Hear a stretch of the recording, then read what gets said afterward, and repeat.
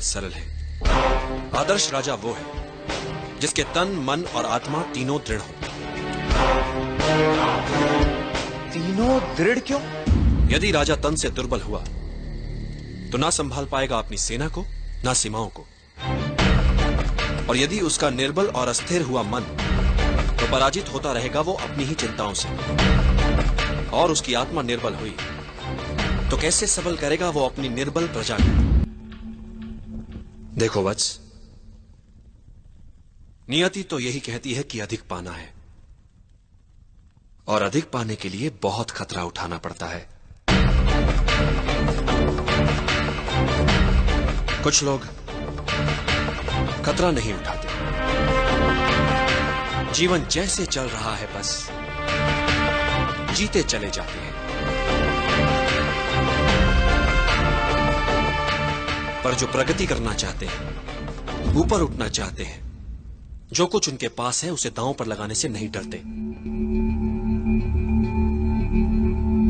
संभावना है कि हार जाएं वे, कुछ ना कर पाए वे, पर ये जो कुछ कर दिखाने का प्रयास है, यही उन्हें औरों से अलग बनाता है। भले ही वे हार जाएं, पर यह संतोष उनसे कौन छीन सकता है कि उन्होंने कुछ अच्छा कर दिखाने का प्रयास तो किया। वैसे मैं इस चुनौती का निर्णय करता हूं, इसलिए तुम्हें इसमें बेईमानी का कोई भय नहीं होना चाहिए।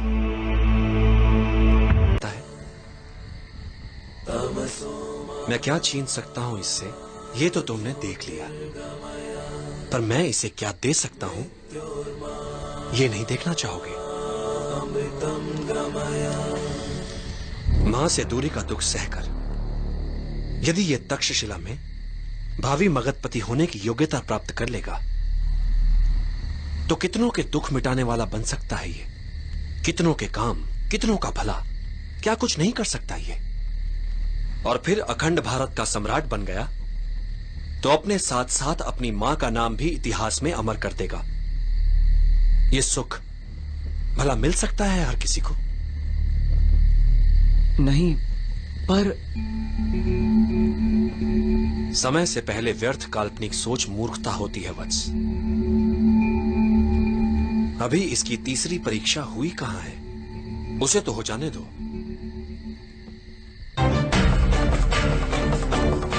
गुरुदेव, पता नहीं क्यों मेरा मन कहता है कि ये बालक अवश्य जीतेगा। जब स्वतंत्रता के लिए आत्मा को बेचने का प्रश्न सामने आएगा, तब ये क्या करता है, देखते हैं।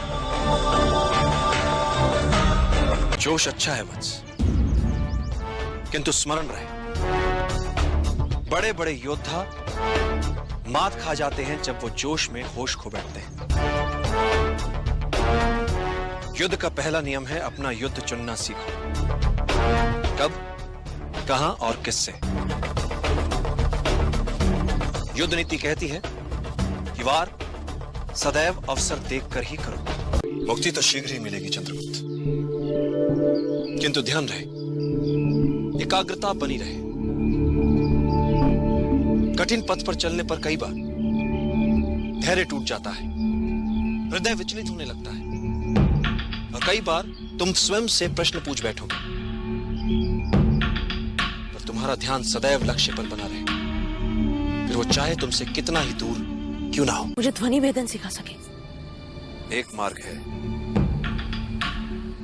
जो कुछ भी तुम सीखो इतना मन लगाकर सीखो कि आधी धीरा तुमसे प्रभावित हो जाए, जिससे संभावना बन सकती है उनके शपथ तोड़कर तुम्हें सिखाने की।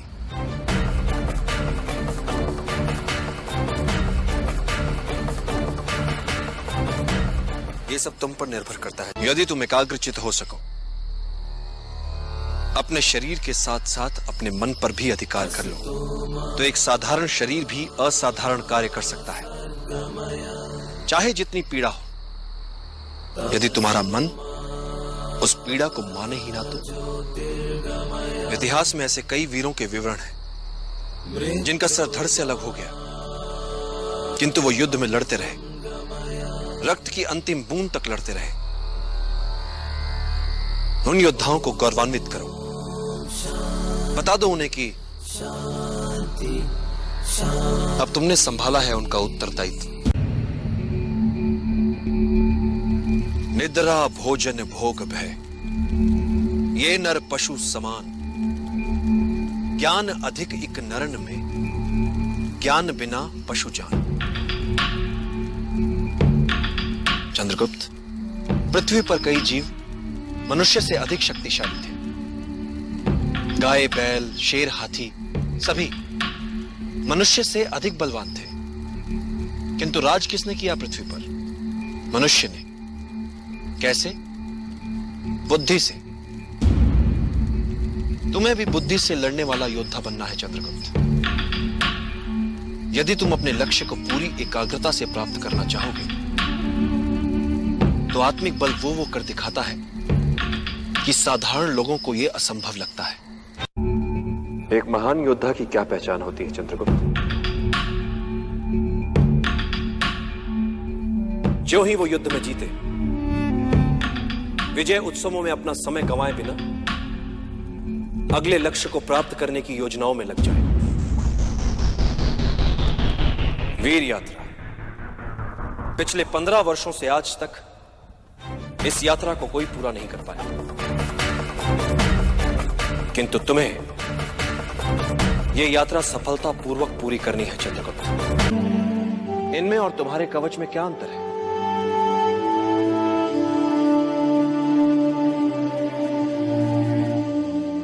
तो फिर इस कवच का और इस वीर यात्रा का कोई महत्व नहीं आचार्य। मूल्य यात्रा का है, यात्रा में मिली वस्तु का नहीं। मैं कुछ समझा नहीं आचार्य।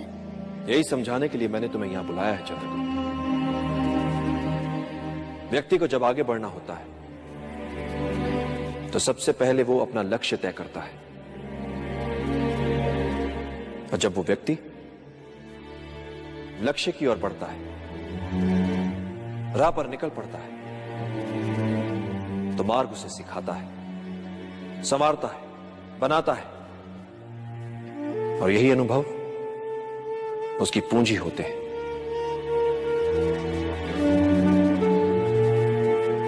मार्ग पर चलकर लक्ष्य तक पहुंचा जाता है,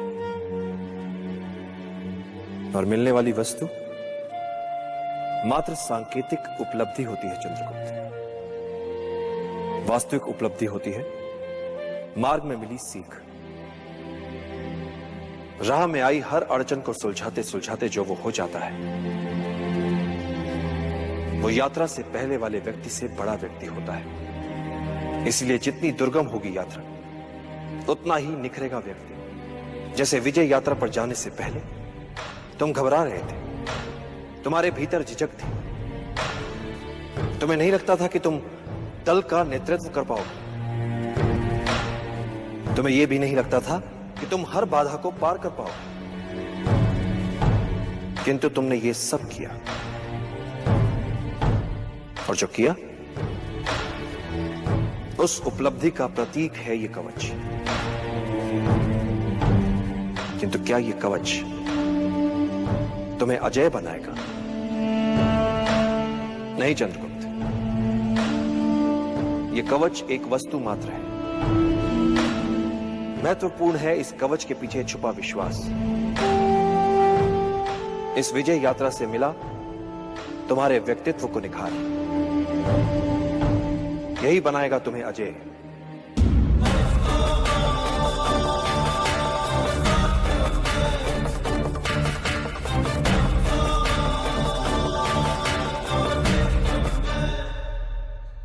आचार्य, तो क्या अब मैं अपनी मां को छुड़ाने जा सकता हूं?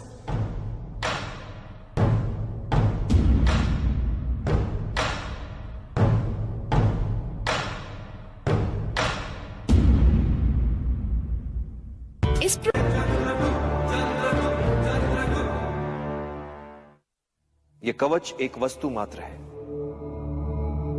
महत्वपूर्ण है इस कवच के पीछे छुपा विश्वास। इस विजय यात्रा से मिला तुम्हारे व्यक्तित्व को निखार, यही बनाएगा तुम्हें अजय।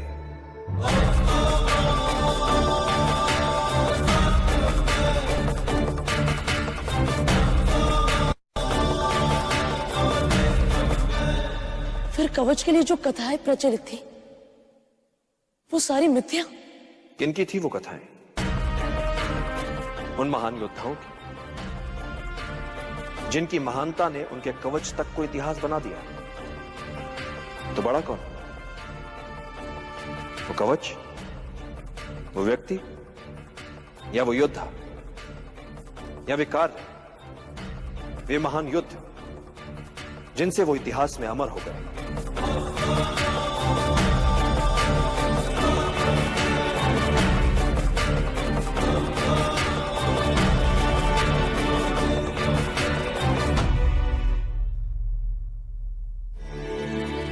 वो व्यक्ति, वो योद्धा, वो लिख चुके हैं अपना इतिहास। तुम्हें अपना इतिहास अभी लिखना है। जीने की इच्छा ही हमारी शक्ति है। जब जीने की सच्ची चाह मन में हो तब मृत्यु को कठिन ही नहीं असंभव मानो। मात्र जीवन, जीवन और हर मूल्य पर जीवन। यदि मन में इसके अतिरिक्त कुछ ना हो तो दुर्बल से दुर्बल व्यक्ति भी साहसी बन सकता है। तुम ये कह सकते हो कि यह लड़ाई तुम्हारी नहीं है। कौन सी लड़ाई लड़ सकते?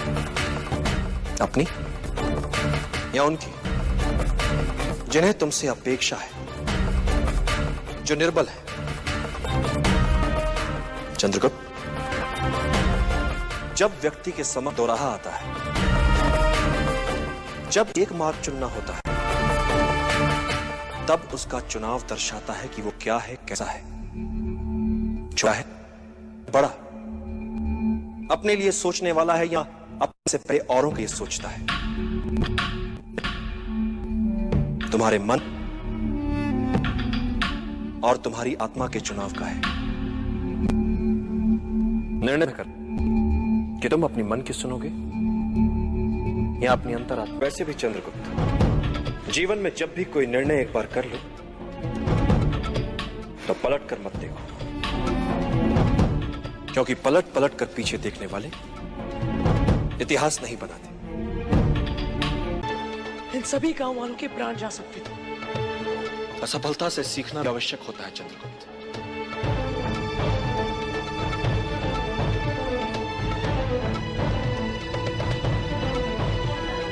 किंतु हर बार त्रुटि नहीं होनी चाहिए। यदि तुम त्रुटि दोहरा रहे हो तो समझ लो कि कोई चूक अवश्य हो रही है। असफलताओं जीवन में बड़ा महत्व होता है। ये तुम्हें विनम्र बनाती है, शत्रु तक का आदर सिखाती है। बस असफलताओं से सीखने की चाह होनी चाहिए। इस असफलता को भी सीखने का एक और अवसर मानो। इस असफलता से मुझे क्या सीखना चाहिए आचार्य? जब भी कोई योजना बनाओ और यदि वो सफल हो जाए तो क्या उससे बाहर कैसे निकलोगे? इस पक्ष को सदैव याद रखो। नेतृत्व क्या होता है?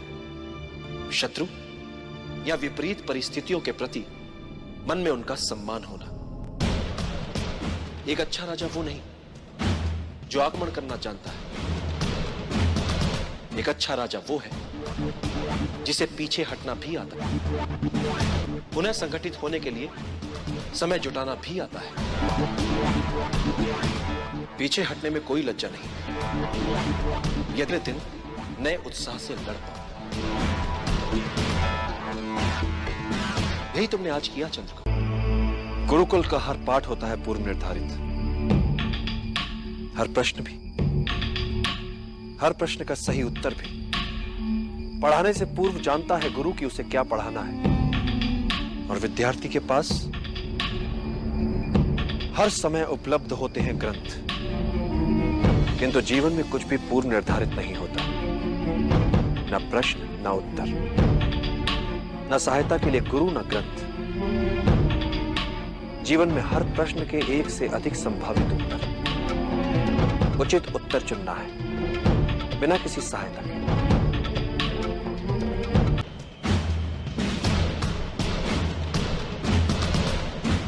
जब तुम्हारे समक्ष एक से अधिक विकल्प और निर्णय लेना कठिन हो रहा तो एकाग्रचित होकर, ध्यान लगाकर अंतरात्मा को सुनने का प्रयास करो। अंतरात्मा के संकेत नियति को स्वरूप देते हैं। नकारात्मक सोच बुरी होती है भद्रकाली। ये एक प्रकार की संक्रामक बीमारी होती है जो अपने आसपास सब में निराशावादी दृष्टिकोण ही फैलाती है। इससे बचना चाहिए। सदैव सकारात्मक ही सोचना चाहिए। मैं चाहता हूं सकारात्मक सोच सबसे। योजना मात्र कल्पना भी लगे तब भी उस पर विश्वास करो और उसे सच बना दो। हर बड़े कार्य से पहले उसका सपना देखा जाता है और फिर उसे मूर्त रूप दिया जाता है। मात्र इच्छा शक्ति, बस यही एक मूल मंत्र है हर सफलता के पीछे।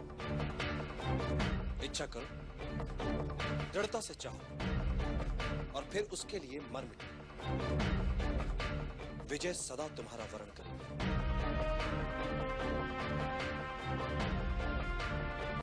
बच सकते हैं। अति बुद्धिमान क्या होता है? सामान्य बुद्धि चातुर्य से कुछ अधिक। संकट में बुद्धिमान नहीं, वो बचेगा जिसमें अनुकूलन की क्षमता अधिक हो, जिसने स्वयं को परिस्थितियों के अनुरूप ढाल लिया हो, वही संकट से बच पाएगा। और यही सार्वभौमिक नियम है।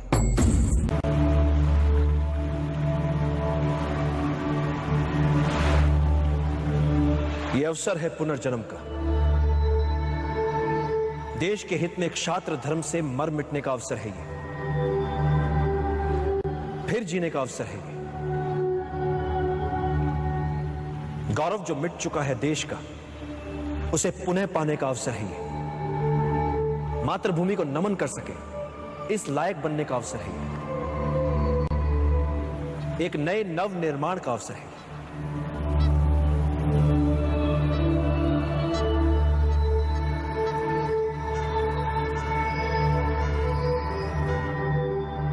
निर्णय आपको लेना है। चाहे तो आप सब अपनी पराजय के साथ जीवन भर सर झुकाकर पशुवत जी सकते हैं, या फिर अपनी मातृभूमि के लिए अपना सर्वस्व न्यौछावर करने के महाअभियान में मेरा साथ दें। मेरा सदा पराजय की अनित्यता में विश्वास रहा है। अनित्य होती है पराजय।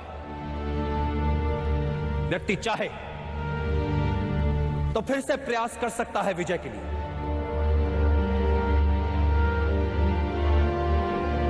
जब वो मन से पराजय को स्वीकार करता है तब वो होता है पराजित। कई बार मन से पराजय को स्वीकार करने वालों को, हार से हताश होने वालों को इस बात का पता ही नहीं होता कि जब उन्होंने साहस छोड़ा तब वो विजय के कितने निकट थे। हर पराजय विजय यात्रा के मार्ग में आने वाली एक अनुभव मात्र होती है। ऐसा अनुभव जो हमें कुछ और सिखाता है, हमारी कमियां हमें बताता है, हमें विजय के और निकट ले जाता है। इसलिए यवनों से मिली पराजय को भुला दीजिए।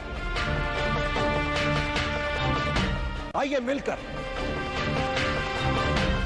एक बार फिर हम सब एक और प्रयास करते हैं। मिलकर किया हुआ प्रयास कभी व्यर्थ नहीं जाता। मिलकर आज हम अपने देश का एक नया इतिहास रच सकते हैं, एक नया समाज गढ़ सकते हैं, नियति के लिखे तक को बदल सकते हैं।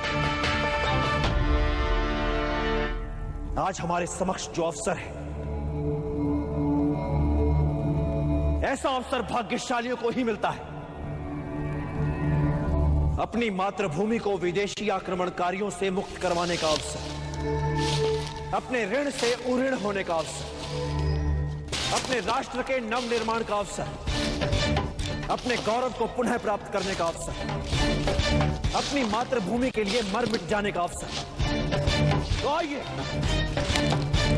अपनी मां की लाज बचाएं, मिलकर इन विदेशियों को मार भगाएं। निर्णय आपको लेना है।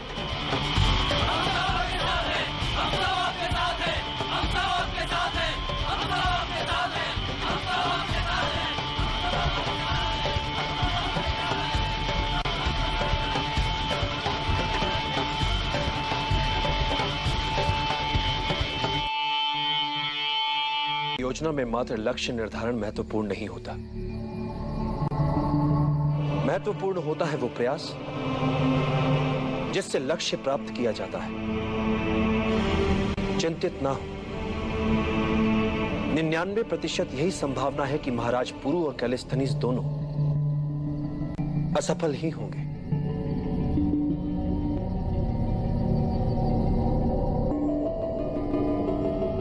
इसीलिए एक और वैकल्पिक योजना है मेरे पास।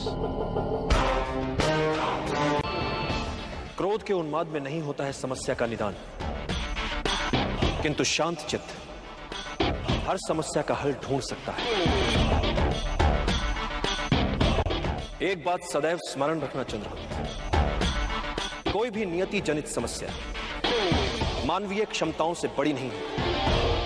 समस्या मात्र इतनी सी है कि अधिकतर लोग कठिनाइयों को केवल देखते रह जाते हैं, किंतु कुछ लोग कठिनाइयों के बीच रहकर भी अपने लक्ष्य को प्राप्त करने की क्षमता रखते हैं। इतिहास में केवल उन्हीं का नाम लिखा जाता है जो विषम से विषम परिस्थितियों में रहकर भी अपने लक्ष्य को दृष्टि में रखकर दैनिक समस्याओं में बिना उलझे लक्ष्य प्राप्ति के मार्ग में आने वाली कठिनाइयों को समूल सुलझा लेते हैं।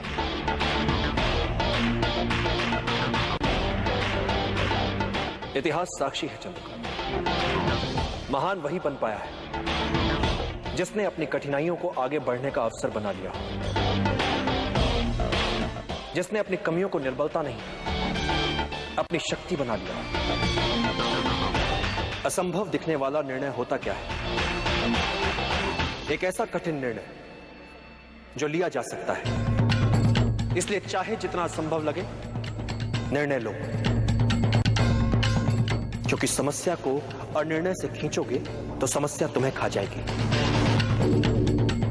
निर्णय लेने में साहस करो, फिर देखो इतिहास तुम्हारा नाम कैसे अमर बना देता है। एक सरल नियम है चंद्रगुप्त,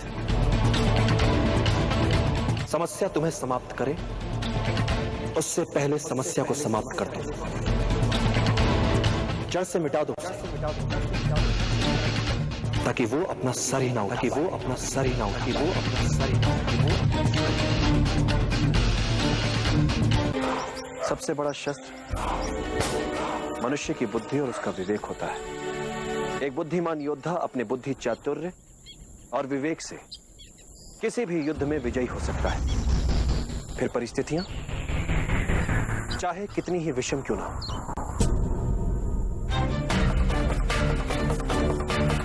शासन के लिए सभी मनमाने अधिकारों का केंद्र नहीं हो सकता, क्योंकि मेरे विचार से राजा को एक निश्चित समय के लिए शासन मिलना चाहिए,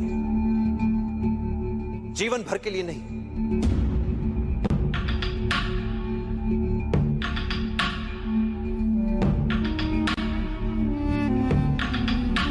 इसलिए एक राजा को अपने लिए, अपने परिवार, अपने वंश की महिमा के लिए या अपने साम्राज्य की मान सम्मान प्रतिष्ठा के लिए समय नहीं गंवाना चाहिए। क्योंकि यदि राजा प्रजा की भलाई के लिए कार्य नहीं कर रहा है, प्रजा के जीवन स्तर के विकास के लिए कार्य नहीं कर रहा है, तो प्रजा के लिए क्या उपयोगिता है उसकी?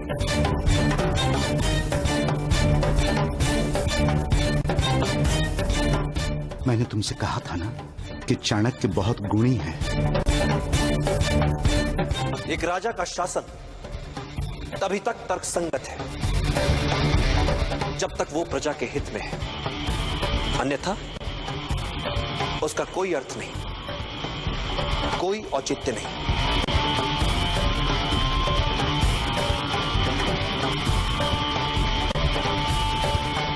तो फिर आपके विचार से एक राजा की सही भूमिका क्या होनी चाहिए? एक राजा को सबसे पहले अपनी प्रजा के लिए सुशासन स्थापित करना चाहिए। एक मूल मंत्र है, बहुजन हिताय, बहुजन सुखाय।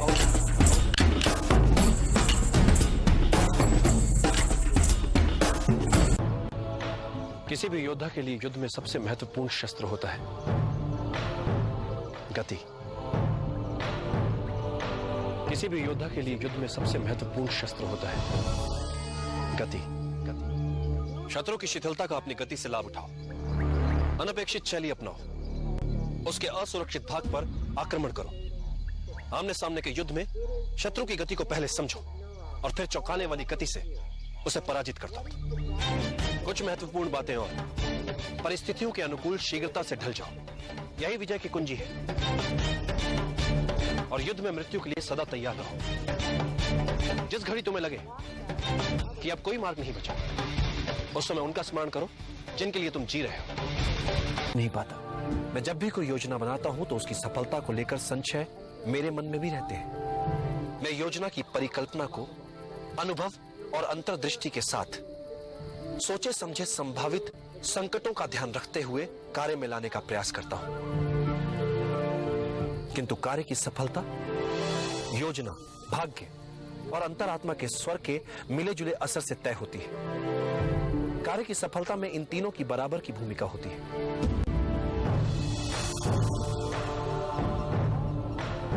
सफलता के लिए अर्जुन की तरह हो पाना उचित रहता है, मात्र लक्ष्य की ओर दृष्टि और कहीं नहीं। तो मैं सचमुच आपकी सहायता कर पाऊंगा। एक शिक्षक का महत्व तो समझ नहीं पा रहे, तो इस अभियान में क्या सहायता करोगे मेरी? माना कि एक साहसी योद्धा एक युद्ध जीतकर दिखा सकता है, किंतु एक शिक्षक किसी साधारण जन को उस युद्ध को जीतने के योग्य बना सकता है। किसी भी युद्ध को जीतने के लिए चुनौती उस युद्ध के लिए अच्छे योद्धाओं को ढूंढने में नहीं है, चुनौती है साधारण जन को युद्ध का कारण बताकर उन्हें असाधारण बनाने में, जो एक शिक्षक ही कर सकता है। तुमसे बिना कोई मूल्य लिए एक सीख देता हूं, जिसकी मुझे लगता है आवश्यकता भी है तुम्हें। अपने विचारों को वश में रखो, क्योंकि यही तुम्हारी वाणी बनेंगे। अपनी वाणी को वश में रखो, क्योंकि यही तुम्हारा कर्म बनेगी। अपने कर्मों को वश में रखो, क्योंकि यही तुम्हारी आदत बनेंगे। अपनी आदतों को वश में रखो, क्योंकि यही तुम्हारा चरित्र बनेगी। और अपने चरित्र को वश में रखो, क्योंकि इसी से तुम्हारा भाग्य बनेगा। और सुखदा, उन्हें कैसे जगाया जाए आचार्य? एक निराशावादी को हर अवसर में एक कठिनाई दिख जाती है, और एक आशावादी को हर कठिनाई में एक अवसर दिख जाता है। भाग्य के सभी अवसर हमारी आत्मा में सुषुप्त अवस्था में होते हैं। तुम्हें बस उचित समय की प्रतीक्षा करनी है। मैं किसी युद्ध में उलझना नहीं चाहता, किंतु मगध जैसे साम्राज्य में यदि हम उनसे बिना लड़े अपने आप को बचा नहीं पाए, ऐसे में मगध से सीधे युद्ध के अतिरिक्त हमारे समक्ष और कोई विकल्प नहीं बचता।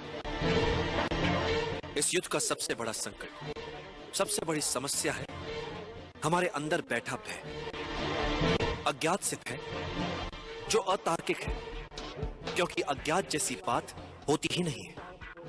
बातें मात्र कुछ समय के लिए हमसे छिपी हुई हो सकती हैं, कुछ समय के लिए हो सकता है कि हम उन्हें समझ न पाए, तो इससे भय क्यों पाले मन? ये तो संकेत है इस बात कि चलो शत्रु के सामर्थ्य के बारे में और जानो, और जानो, और जानो। अपने हर संशय, हर दुविधा को एक और रखो चलो। कभी किसी और के लिए जीने का प्रयास मत करो, किसी और की दृष्टि में अच्छा बनने की चेष्टा मत करो। हम अकेले आए हैं, अकेले ही जाएंगे।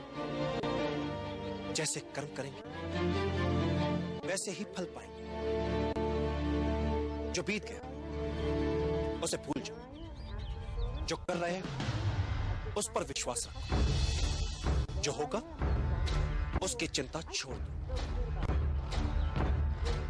बस तुम्हें मात्र अपने कर्म करने हैं। पुरस्कृत करने का कार्य नियति का है, करेगी। अच्छे कर्म अच्छे ही फल लाते हैं।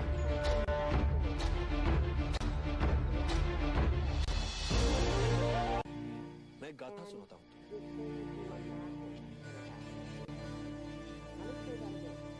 एक बार मार्ग में एक विषैला बिच्छू देखा जो नदी के पानी में डूब रहा था।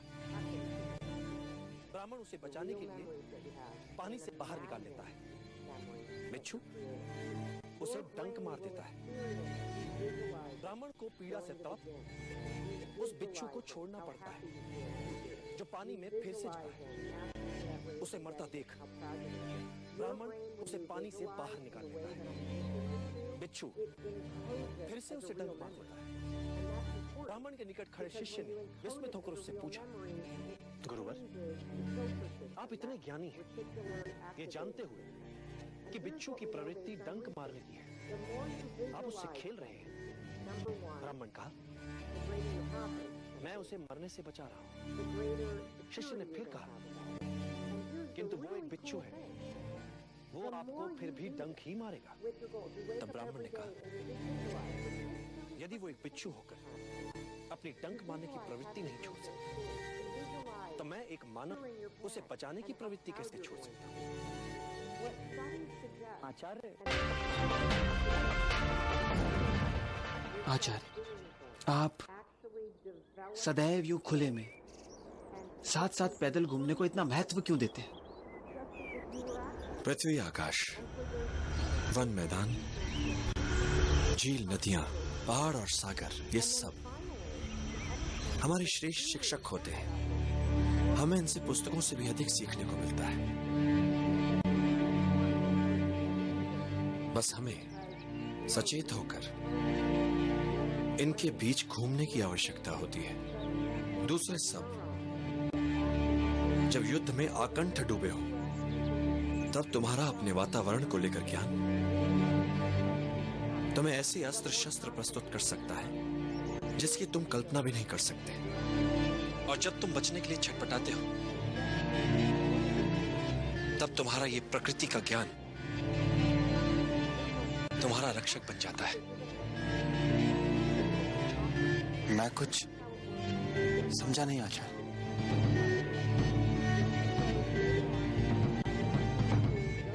पेड़ों को जानकर हम धैर्य का अर्थ समझते हैं।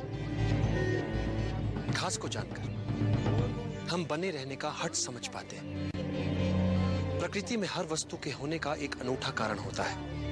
यदि तुम इन सब की विशेषताओं को जानते हो, तो तुम सदैव शत्रु से एक हाथ आगे रहते हो।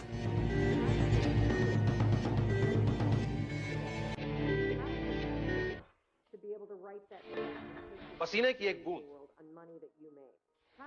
बहुत सा व्यर्थ का रक्तपात बचा सकती है। कोई भी बड़ा कार्य करने के लिए मात्र उचित योजना ही आवश्यक नहीं, उस योजना में संपूर्ण आस्था की भी आवश्यकता होती है। योजना यदि अच्छी है तो उस अभियान को पूरा करने वाले निर्णय भी अच्छे होंगे। इसलिए गुणीजन कह गए, अच्छी योजनाएं असंभव दिखने वाले स्वप्नों को भी जीवंत बना सकते।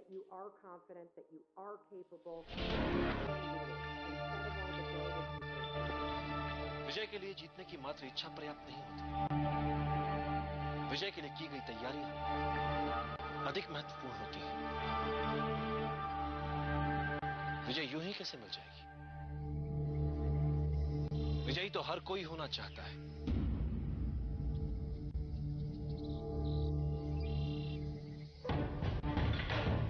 किंतु विजयी होने के लिए हर कोई समुचित तैयारियां नहीं करता। जीतने के लिए की गई तैयारियां जीतने की इच्छा शक्ति को और दृढ़ करती है। एक बार युद्ध आरंभ हो गया तो जीतने के लिए तैयारियों का समय बीत जाता है।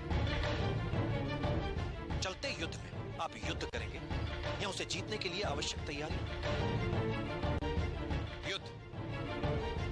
युद्ध के लिए की गई तैयारियों का अंतिम चरण मात्र होता है,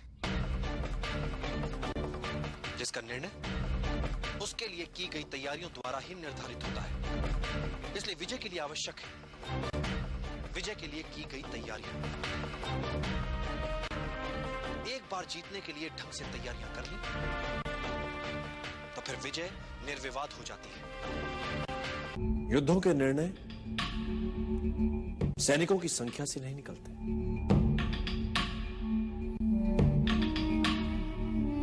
यदि तुम अपने शत्रु को जानते हो, तुम स्वयं को जानते हो, तो तुम्हें 100 युद्धों के परिणामों से भयभीत होने की आवश्यकता नहीं है। किंतु यदि तुम ना तो स्वयं को जानते हो ना ही अपने शत्रु को, तो तुम्हें विजय के साथ पराजय के लिए सदैव तत्पर रहना चाहिए। और यदि तुम स्वयं को भी नहीं जानते, शत्रु को भी नहीं जानते, तो तुम्हें हर युद्ध में पराजय का मुख देखना पड़ेगा। तुम्हें समझदारी ज्ञान में नहीं, कल्पनाशीलता में होती है। और आज के युद्ध का भविष्य मैं अपने शिष्य की कल्पना पर छोड़ता हूं। डूबते हुए बेड़े से जीवित कैसे बचकर निकला जाए, किसी चूहे को सिखाना नहीं पड़ता। विजय श्री उन्हीं का वर्ण करती है जो कोई भी मूल्य चुकाने के लिए सदैव तत्पर हो। इसीलिए एक अच्छे योद्धा का आकलन बहुत सरल होता है। उसे किसी भी विपरीत परिस्थिति में छोड़ दो, वो वहां से विजेता बनकर ही लौटेगा। जो मेरा शिष्य करेगा आज। अखंड भारत का निर्माण करना है, कई योजनाएं बनानी है। जल गया ना हाथ? कैसा मूर्ख है तू, इतनी सी साधारण बात भी नहीं समझता। तरकारी का पात्र गरम है तो किनारे किनारे से खा। अब तो बीच में हाथ डाल देगा तो हाथ तो जलेगा ना मूर्ख।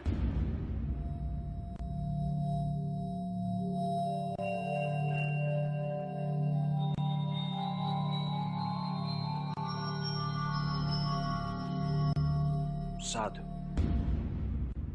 ऐसी व्यवहारिक शिक्षा पुस्तकों से नहीं, एक मां से ही मिल सकती है।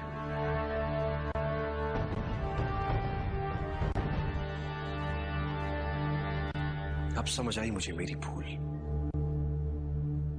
सीधे पाटलिपुत्र में हाथ डाल दिया। हाथ तो जलना ही था। पहले आसपास परिधि के क्षेत्रों में डालना चाहिए था हाथ। किंतु हम अपनी असफलताओं से सीखेंगे। पहले पाटलिपुत्र के बाहर छोटे छोटे राज्यों को बनाएंगे अपना लक्ष्य, फिर एक चक्रव्यूह बना घेरेंगे उसे, फिर अंत में करेंगे पाटलिपुत्र पर आक्रमण। पहले परिधि, फिर केंद्र।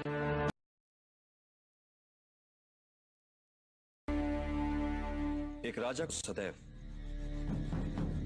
बुद्धि से शासक और मन से साधारण प्रजा का हितैषी बने रहना चाहिए। राजा वो व्यक्ति होता है जिसे बहुजन के हित में सामाजिक संतुलन बनाए रखने के लिए चुना जाता है। प्रजा ही अपने लिए एक राजा को चुनती है। इसलिए एक सच्चा राजा वो होता है जो अपनी प्रजा के हितों के उत्तरदायित्व का वहन करता है। उसके लिए प्रजा की सेवा और सम्मान उसके जीवन से अधिक प्रिय होते हैं। उसके लिए कठिन और अपेक्षित कार्य अपनी साधारण प्रजा में से किसी सर्वश्रेष्ठ को चुनना नहीं, अपितु उन साधारण व्यक्तियों में से किसी एक को सर्वश्रेष्ठ बनाना होता है।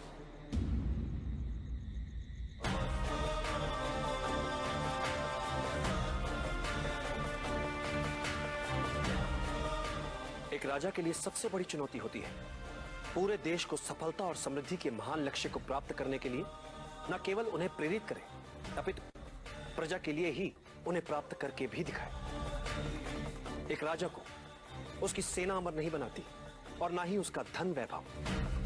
उसे अमर बनाते हैं उसके बनाए हुए मित्र, उसके किए हुए भले कार्य, उसकी अर्जित की हुई सद्भावना और सत्यनिष्ठा।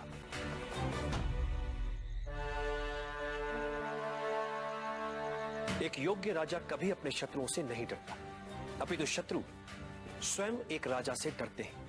और एक कुशल राजा वो है जो इसी डर का अपने लाभ के लिए प्रयोग करने में सक्षम होता है। और बुद्धिमान राजा वो है जो राजा का कर्तव्य निभाते हुए भी ये कभी नहीं भूलता कि वो एक साधारण व्यक्ति ही है, जैसा कि प्रजा में एक साधारण व्यक्ति होता है।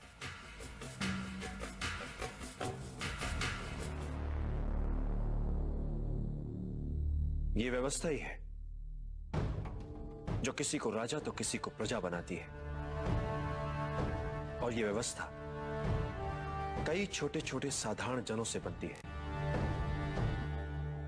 इसलिए राजा जो करे जो सोचे तो साधारण जनों के हित में। प्रजा का विश्वास और समर्थन एक साधारण राजा को असाधारण, शक्तिशाली और लोकप्रिय राजा बनाता है।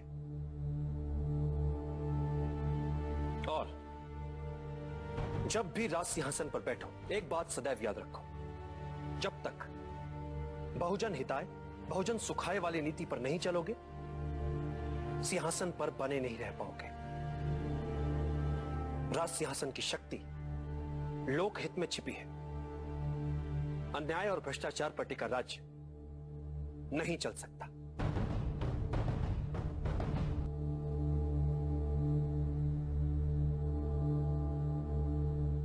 वचन देता हूं आचार्य, मैं सदैव आपकी अपेक्षाओं पर खरा उतरने का प्रयास करता रहूंगा। हमारा कार्य हो जाएगा।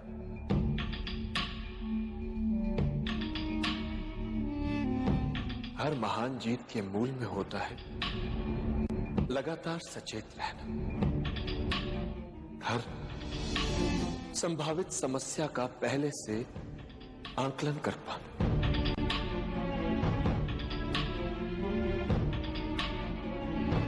उन्हें समय रहते समझकर नए नए हल ढूंढना। सब कुछ छोटी छोटी बातों को ध्यान से पूरा करने पर निर्भर करता है। आचार्य, साधारण सी भूल कर सकती है सारा अभियान चौपट। इसलिए तुम नायक अपने उत्तरदायित्व से कभी मुंह नहीं मोड़ता। जैसे सफलता का सारा श्रेय अभियान के नायक को जाता है, वैसे ही एक सच्चे नायक को असफलता का सारा श्रेय अपने सर लेकर ये मानना चाहिए कि उससे भूल हुई है, त्रुटियां हुई हैं। जिस नायक में अपनी पराजय स्वीकार करने का साहस नहीं है, उसे नायक कहलाने का कोई अधिकार नहीं।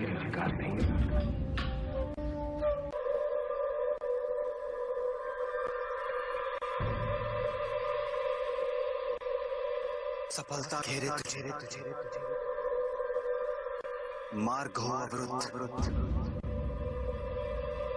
पास ना हो धन तेरे, और काम हो अपार, भाग मत कर प्रयास।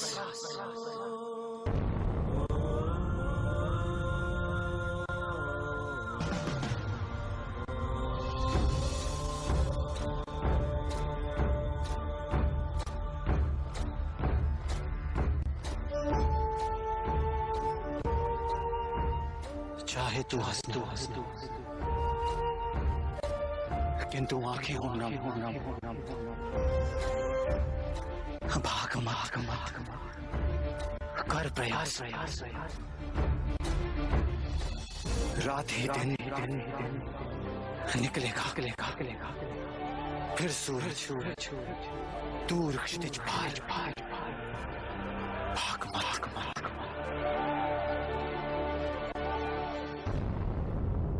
कर प्रयास।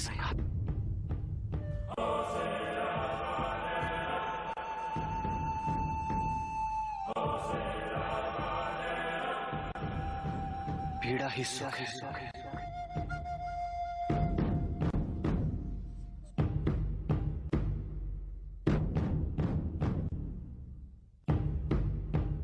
विष्णु को पीड़ा ही सुख है।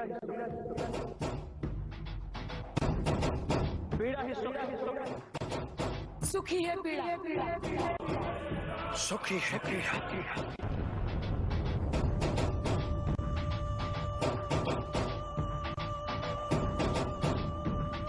हार ही जीत ही है हार। भाग मत कर प्रयास भाग मत कर प्रयास भाग मत कर प्रयास भाग मत भाग मत।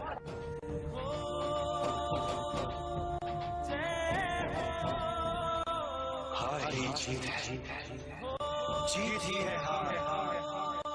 भाग मत कर प्रयास भाग मत कर प्रयास भाग मत।